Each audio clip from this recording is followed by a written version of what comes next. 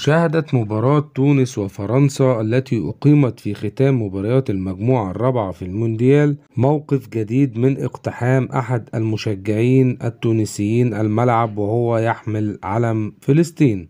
انطلق الشاب بعلم فلسطين وسط الملعب وقام بعمل حركات بهلوانية في الملعب وسط فرحة عارمة، قبل أن ينطلق إليه رجال الأمن وقاموا بإمساكه بعنف، وهو ما دعا تدخل قائد المنتخب التونسي في ذلك التوقيت ولاعب الأهلي المصري علي معلول، الذي قام بملاحقة رجال الأمن وطالبهم بضرورة التعامل بهدوء مع المشجع العربي.